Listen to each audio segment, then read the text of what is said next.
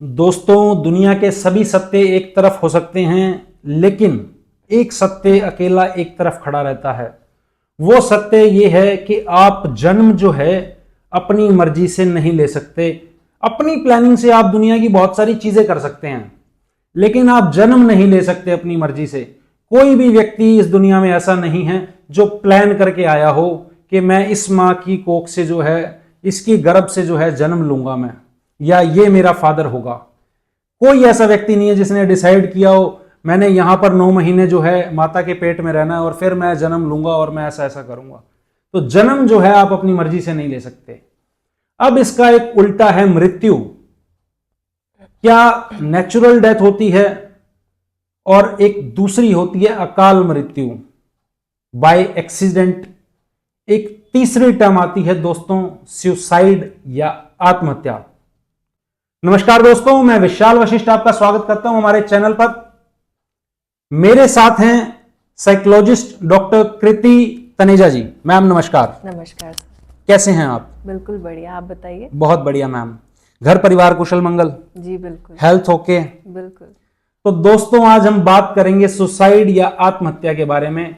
दिमाग का जो खेल होता है, साइकोलॉजिस्ट उस खेल को समझाने का प्रयास करता है। तो मैम, एंजाइटी, डिप्रेशन, इस तरह के बहुत सारे मरीज आपके पास आते रहते हैं जी। सुसाइड आज के समय में 21वीं सदी डिजिटल जो है होती जा रही हैं चीजें। पहले किताब पढ़ते थे लोग, टीवी आया तो सीरियल्स देखने लगे, 1-2 चैनल होते थे। टेक्नोलॉजी और एडवांस हो गई, बहुत सारे मल्टीपल चैनल्स हो गए। फिर फोन आ गए, लैपटॉप आ गए और अब रील्स का जमाना है। जी। तब भी शायद सुसाइड कोई ना कोई कर लेता होगा उस समय में भी।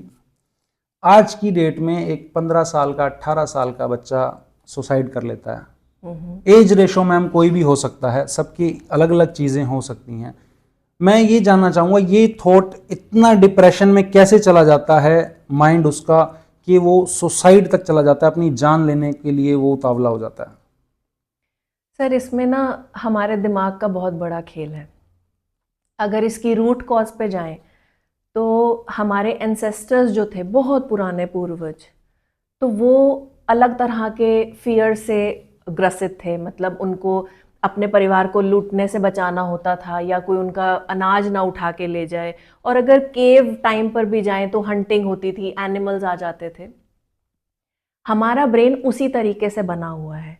पहले फियर कुछ और होता था, अब फियर कुछ और होता है। यानी कि पहले आपको इन ग्राउंड लेवल के फियर थे, सर्वाइवल फियर्स थे कि घर में कोई चोरी ना हो जाए, या मेरा कोई सामान ना उठा के ले जाए, या कोई जंगली जानवर ना आ जाए। तो वहाँ पर हमारा ब्रेन इमीडिएटली फियर इंड्यूस कर देता था कि सामने से कोई चीज़ आ रही है डरावनी, और इमीडिएटली ब्रेन जो है वो आपका एड्रेनलिन रिलीज करता है, which is a chemical in our brain जो फाइट, फ्लाइट और फ्रीज में हेल्प करता है।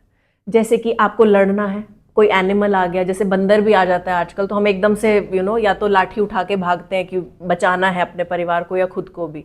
तो फाइट, फ्लाइट यानी कि भागना है, और फ्रीज यानी कि वहीं पे रुक जाना है। कई बार डर के मारे आप वहीं पे रुक भी जाते हैं। तो हमारा ब्रेन पहले इन सब चीज़ों से डरता था और हमारे लिए ये केमिकल रिलीज करता था ताकि हम भाग सके, लड़ सके, और फ्रीज भी होना है तो भी हमारा वो केमिकल रिलीज होता था। नाउ कोई भी आपको अंदर से किसी भी सिचुएशन से डर लगा, आजकल जंगली जानवर नहीं है, लूटपाट वाला घर में ऐसा सच कोई सीन नहीं है।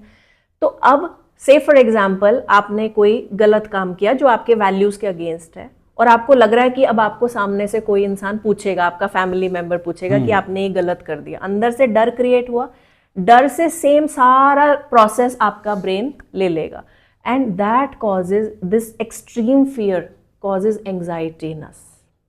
यानी कि जब हम उस डर को हमारा ब्रेन रियल मान रहा है, जबकि वो एक्चुअली है नहीं, रियल मान रहा है, और उसमें आपको पैनिक अटैक्स या फिर बॉडी शिवरिंग, हार्ट बीट, ये सारा एंग्जाइटी के सिम्टम्स मैं आपको बता रही हूँ।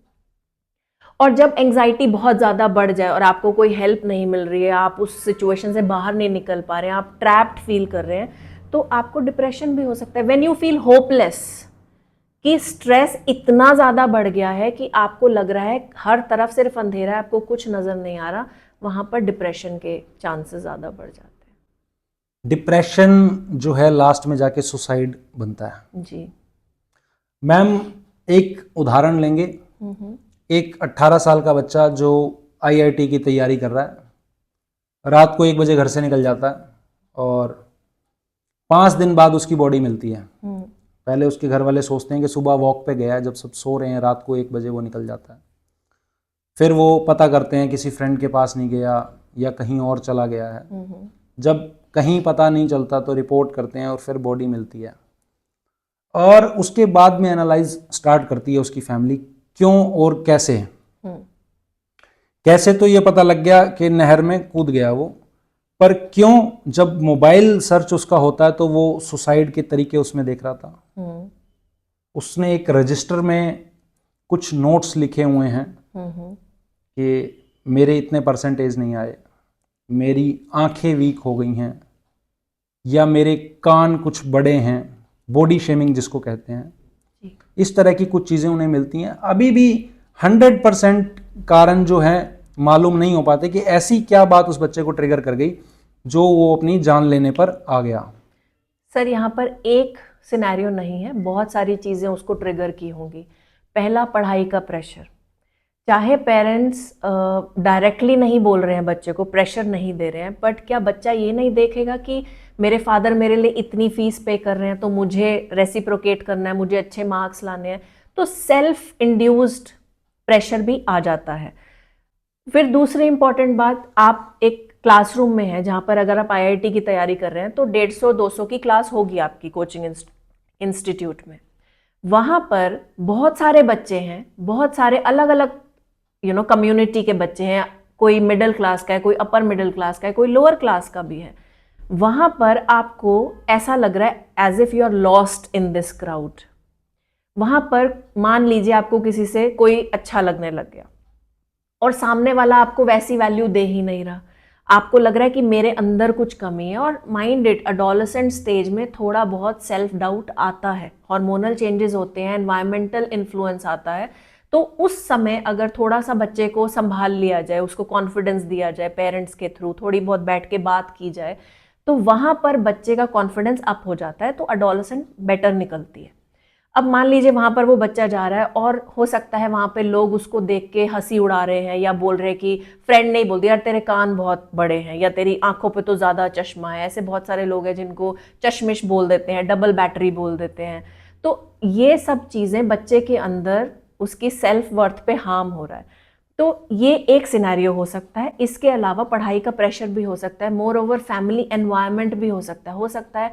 फैमिली में पेरेंट्स जो है वो इतना ज़्यादा वैल्यू नहीं कर रहे बच्चे को, बैठते नहीं हैं बच्चे के साथ, पूछते नहीं हैं, अटेंशन नहीं दे रहे हैं, प्यार नहीं दे रहे हैं वो वाला जो बच्चा चाहता है उस स्टेज पे। तो ये बहुत सारे कारण हो सकते हैं। तो दोस्तों यहाँ से इस बात समझ में आती है कि पेरेंट्स का कितना इन्वॉल्वमेंट है बच्चे की लाइफ में। जी बिल्कुल। अगर आपका इन्वॉल्वमेंट है, आप देख रहे हैं क्या लिख रहा है, क्या फोन आपने उसको जो दिया उसमें सर्च क्या करता है, आपकी नजर है उस पर, आप फ्री छोड़िए, लेकिन एक अपनी नजर जरूर रखिए कि कर क्या रहा है। उसको टोका टाकी नहीं कर रहे हैं आप कि क्या कर रहा है क्या नहीं कर रहा है, लेकिन आप देख जरूर रहे हैं कर क्या रहा है। बिल्कुल। आपने पिछले सेशन में जिस तरह मुझे बताया था कि जजमेंटल नहीं होना है, लेकिन नजर जरूर रखनी है कि हो क्या रहा है। और आप बात करेंगे, नजर रखेंगे तो चांसेस कम हैं, और कहीं गलत होता हुआ नजर आएगा तो आप एक्शन ले सकते हैं, समझा सकते हैं। बिल्कुल। आप जैसे बच्चा स्कूल से आता है या कोचिंग इंस्टीट्यूट से आता है, पहला सवाल बच्चे से पूछें कि बेटा आपका दिन कैसा गया। उसके साथ अगर आप उसको खाना सर्व कर रहे हैं, 15 मिनट बैठ जाए बच्चे के साथ, सिर्फ उसको देखें, उससे बात करें, उसके जेस्चर्स थोड़े से ऑब्जर्व करें। फिर बच्चा आपको, अगर आप इस तरीके का माहौल देंगे बच्चे को, तो बच्चा आपकी बात सुनता है और अपनी बात भी बताता है।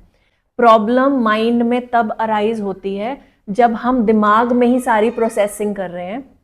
We are not talking to anybody, ना माँ बाप से, ना बहन भाई से, ना दोस्तों से। तो अगर बात ही नहीं करेंगे, कम्युनिकेशन भगवान ने हमको दिया है ना, बात करने के लिए हमें जबान दी है, अगर हम अपने इमोशंस बाहर निकालेंगे ही नहीं तो वो इंटरनल प्रोसेसिंग होती रहेगी।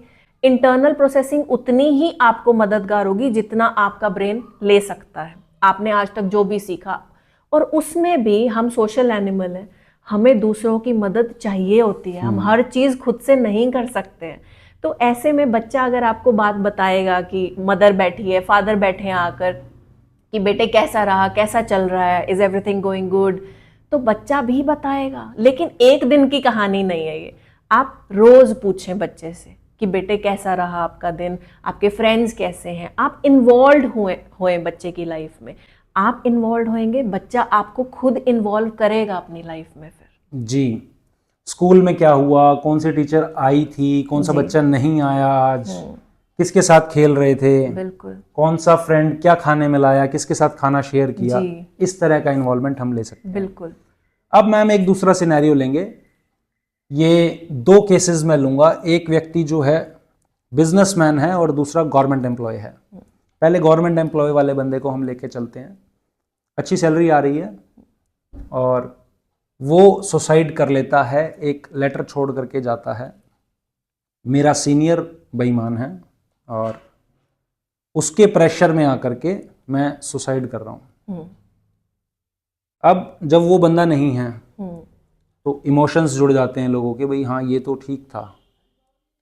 लेकिन कुछ लोग जो है वो ऐसा कहते हैं ये भी इन्वॉल्व है उसके साथ जी। 100 तरह की बातें होती हैं, पर वो सामने अब आ नहीं सकती क्योंकि वो बंदा तो जा चुका है।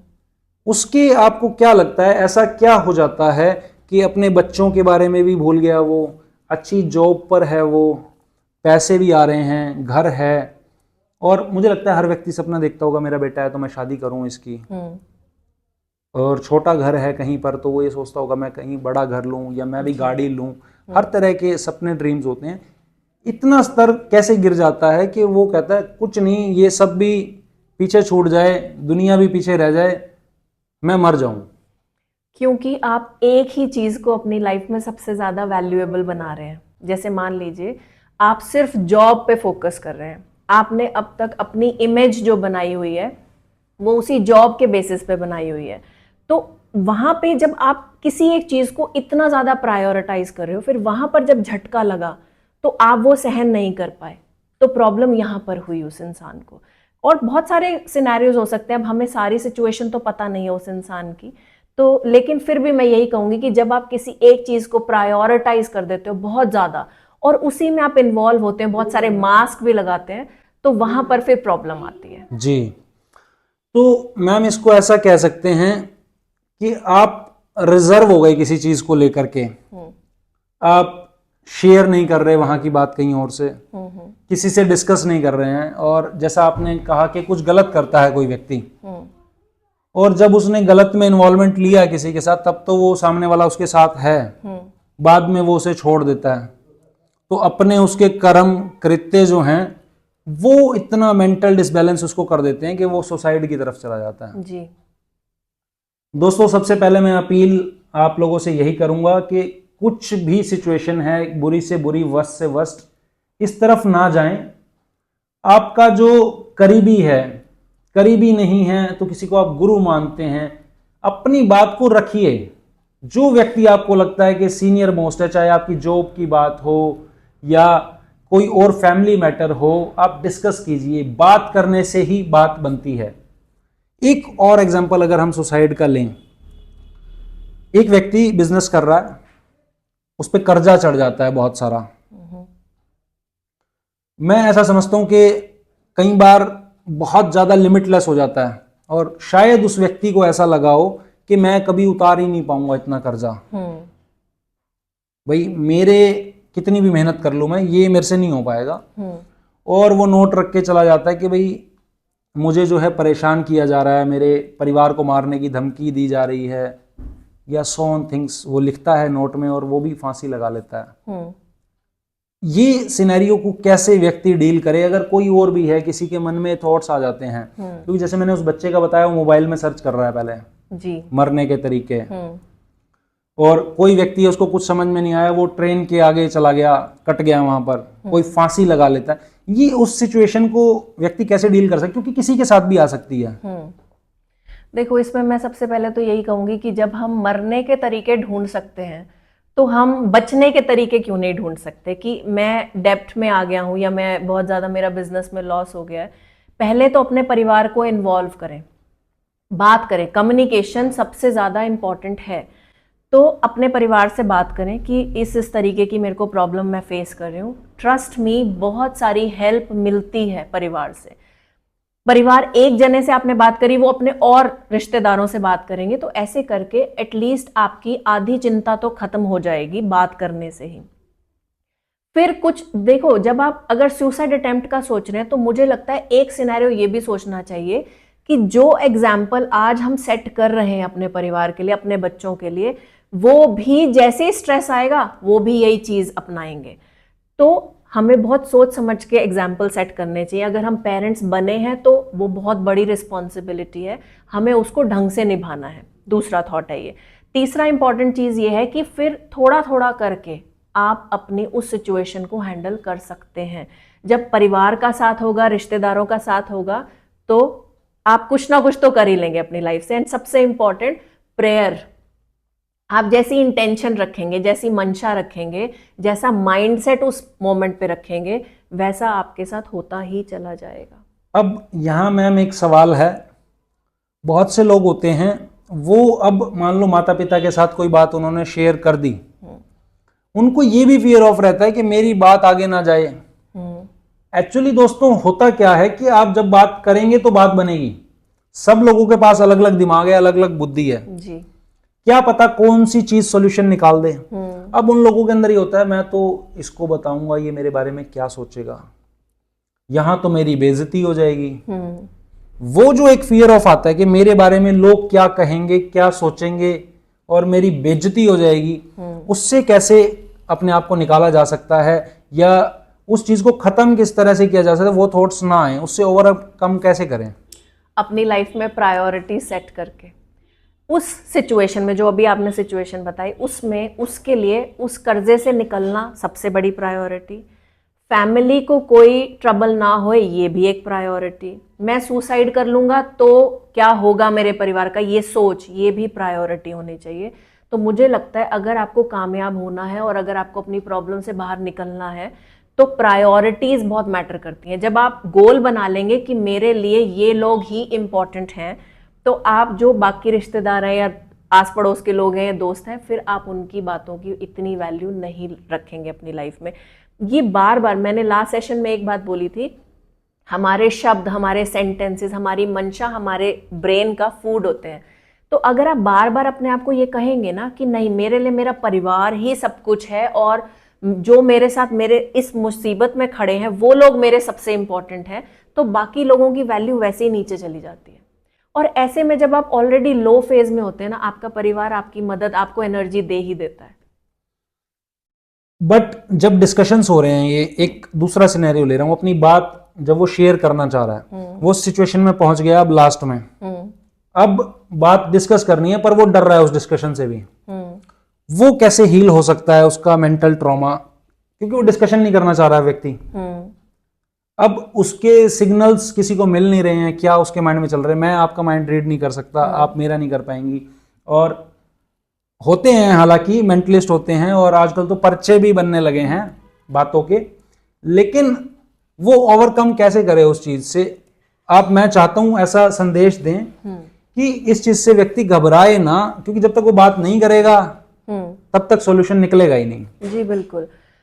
इसके लिए सबसे ज्यादा इंपॉर्टेंट है परिवार को, या जो भी केयर टेकर है, जो भी साथ रह रहा है, अगर हस्बैंड वाइफ है तो वाइफ है, बच्चे हैं, कोई ना कोई क्लू हमारी बॉडी जरूर देती है। अगर आप किसी भी प्रॉब्लम में हैं, आपकी डाइट में इफेक्ट आएगा, आपके मूड में इफेक्ट आएगा, मूड स्विंग्स। जो इंसान पहले बहुत शांत था, हो सकता है वो गुस्सा करने लग जाए, जो गुस्से में बहुत रहता था वो शांत रहने लग जाए। तो बहुत अलग अलग, ऐसा नहीं है कि हमारी बॉडी या हमारे माइंड में कोई उथल पुथल चल रही है तो हमें समझ ही नहीं आएगा, सामने वाले को पता ही नहीं चलेगा। जो 24/7 आपके साथ रह रहा है, आपके घर परिवार का इंसान है या आपका ऑफिस का कोई है, सबको पता चलता है, बट कोई कितनी वैल्यू दे रहा है उस टाइम पे उस इंसान को, वो मैटर करती है। ऑफिस में कितनी बार ऐसा होता है जहां पर कलीग को दूसरे कलीग का पता चल जाता है कि आज इसका मूड ठीक नहीं है, हो सकता है इसकी तबीयत ठीक ना हो, वो पूछते हैं। लेकिन अगर यही हमारे घर का बंदा या कोई फ्रेंड हो वो बार बार हमें परसिस्ट करे कि नहीं बता, something is wrong with you, बताओ क्या हुआ है, maybe I can help you, तो वो इंसान 2 3 4 बारी में टूटेगा, वो बताएगा आपको, क्योंकि वो अंदर सहन ही नहीं कर पा रहा ना, तो वो ज़रूर आपको बताएगा कि मेरे को ये प्रॉब्लम है। क्योंकि मेरे पास कई क्लाइंट्स आते हैं जो 10-15 मिनट शुरू में कुछ नहीं बताते, लेकिन जैसे ही आप कन्वर्सेशन स्टार्ट करते हो, क्योंकि आपकी एनर्जी अट्रैक्ट करती है सामने वाले को, तो जब भी आपके परिवार वाले भी जब आपसे बात करेंगे, वो उस ट्रॉमा में नहीं है, उनकी एनर्जी उस समय ठीक है, तो सामने वाले की एनर्जी को वो अट्रैक्ट कर जाएगी। वो शांत बिहेवियर या फिर वो अटेंशन देना, प्यार देना, उसकी केयर करना, वो उसको वहां पर आ जाएगा, वो फिर लाइन पे वो बताएगा आपको। जी दोस्तों, सबसे पहले तो मैं ये कहूंगा कि मरना जो है वो कायरतापूर्ण है। हाँ, जंग लड़ते हुए कोई व्यक्ति मर गया वो एक अलग चीज है, वो लड़ते हुए मरा है कम से कम, चाहे वो जंग बॉर्डर की हो या जिंदगी की हो, लेकिन अपना जीवन खत्म कर देना ये कायरता है। आप क्या कहती हैं इस चीज पर? बिल्कुल है तो कायरता ही, लेकिन मुझे ऐसा लगता है कि जब निराशा हद से बढ़ जाती है ना, इंसान तभी ऐसा कदम उठाता है, नहीं तो कोई भी मरना नहीं चाहता, कोई सुसाइड नहीं करना चाहता। इसके लिए मैं यही कहूँगी कि हमें थोड़ा सेंसिटिव बनना चाहिए टुवर्ड्स पीपल, बुलिंग नहीं करनी चाहिए। बच्चे आजकल हंसी मजाक में बहुत कुछ बोल देते हैं जिसका इम्पैक्ट बहुत ज़्यादा पड़ता है। जैसे आपने जो केस बताया उसमें उसने लिखा होता मेरे कान बड़े हैं, वो खुद से रियलाइजेशन नहीं उसकी, उसने फील किया, कहीं से उसको मैसेज आया, कहीं से किसी फ्रेंड ने हंसी मजाक में बोल दिया तो उसको बुरी लग गई बात। तो ऐसे थोड़ा सा हमको अपने परिवार के लिए सेंसिटिव होने की ज़रूरत है, क्योंकि समय बदल रहा है। पहले इतनी ज़्यादा इमोशनल सेंसिटिविटी नहीं थी क्योंकि बहुत सारे लोग थे हमारे परिवार में। आजकल न्यूक्लियर फैमिलीज हैं तो हर कोई ना सेंसिटिव होता जा रहा है। पहले क्लाइंट्स पहले भी होते थे लेकिन बहुत ज़्यादा नहीं होते थे। पहले मेंटल असाइलम्स होते थे जहाँ पे बहुत ज़्यादा सिवियर मेंटल इश्यूज होते थे, तब लोग जाते थे जब उनको पागल करार दे दिया जाता था। आजकल आप बिलीव नहीं करेंगे, 6-6 साल के 10-10 साल के बच्चे एंग्जाइटी इश्यूज के साथ आते हैं, उनको एंग्जाइटी हो रही है। तो दैट मीन्स कहीं ना कहीं फॉल्ट पे चल रहे हैं ना हम सब, इस वजह से बच्चों को एंग्जाइटी हो रही है। जी दोस्तों, चलते चलते फिर एक ही बात कहूंगा, मन में कोई भी बात आती है, कोई डर आता है, फियर आता है, आप उसको डिस्कस करिए, उसको फेस करिए, उसका रिजल्ट देखिए। समटाइम्स ऐसे भी केस मैम मैंने देखे हैं, सुसाइड अटेम्प्ट करने कोई जाता है, सपोज ट्रेन के आगे अगर कोई चला गया सुसाइड करने, बट वो मरता नहीं है, वो अपनी जिंदगी और ज्यादा खराब कर लेता है उस वक्त। जी, सबके पास तो शायद पिस्टल नहीं है कि रख करके चला ली, लेकिन अगर कुछ ऐसा उसने कर लिया कि और ज्यादा सीवियर कंडीशंस उसके लिए हो गई। कुछ लोग ऐसे होते हैं, कुछ खा पी लिया और बॉडी पैरालाइज हो जाती है जी। तो दोस्तों जिंदगी और खराब हो जाती है। अब उस सिचुएशन में उसके घर वाले और परेशान, अब वो बंदा ना जिंदों में ना मरे हुए में, क्योंकि अब वो बेड से ना हिल पा रहा है ना कुछ कर पा रहा है, सेवा भी ले रहा है। तो दोस्तों डिसीजन सोच समझ के लेने चाहिए और मरने के बारे में ना सोचें। कोई भी सिचुएशन हो उससे लड़िए, रिजल्ट जो भी हो डिस्कशन कीजिए, बात कीजिए। हर बार मरना सॉल्यूशन नहीं, और मैं कहता हूं किसी भी बार मरना सॉल्यूशन नहीं। आप मैम क्या संदेश इस पे देती हैं चलते चलते? यही कि बात करें, डिस्कशन, कम्युनिकेशन बहुत इंपॉर्टेंट है। थोड़ा सेंसिटिव बने अपने एनवायरनमेंट को लेकर, अपने आसपास के लोगों को लेकर, और सेल्फ लव सिखाएं अपने बच्चों को, क्योंकि अगेन शब्द बहुत इंपॉर्टेंट है, आपके ब्रेन का फ्यूल है, आपके ब्रेन का फूड है। तो आप जिस तरीके की बात अपने बच्चों से करेंगे, जिस तरीके का बिहेवियर करेंगे, वही उनकी आइडेंटिटी बनता चला जाएगा, उनका बिलीफ सिस्टम बनता चला जाएगा। और अगर एक बार स्ट्रॉन्ग बिलीफ सिस्टम है तो बच्चा सुसाइड कभी अटेम्प्ट नहीं करेगा। Thank you so much. और जैसा मैम ने एक उदाहरण अभी दिया था, मैं रिपीट करूंगा उस चीज़ को। अगर 40 साल का कोई व्यक्ति है, बच्चे हैं 10-12 साल की एज है, 8 साल का बच्चा है, वो देखता है कि पिता ने या माता ने सुसाइड कर लिया, तो लाइफ टाइम उस बच्चे के ऊपर जो है इम्पैक्ट रहेगा। शायद वो जो अनकॉन्शियस माइंड होते हैं दब जाए उसके दिमाग में, लेकिन निकल के आएगी कि माता या पिता किसी ने सुसाइड कर लिया था। जी बिल्कुल, ट्रॉमा बन जाता है बच्चों की लाइफ में। तो अपने बच्चों का भविष्य जरूर सोचिए, और अगर किसी बच्चे के साथ ये सिनेरियो है तो उस बच्चे को हमारा संदेश है, कोई वीडियो देख रहा है, अपने माँ बाप से डिस्कस कीजिए हर चीज। आपकी माँ ने आपको जन्म दिया है, वो आपके हर दर्द का इलाज जानती है। आप डिस्कस कीजिए, बात कीजिए। और भी कोई परेशानी आपको लगती है, आपके कोई सवाल है, कमेंट कीजिए, हम जवाब देने का पूरा प्रयास करेंगे। दोबारा मिलेंगे अगली वीडियो में। मैम आपने समय दिया, बहुत बहुत धन्यवाद। नहीं sir, thank you so much.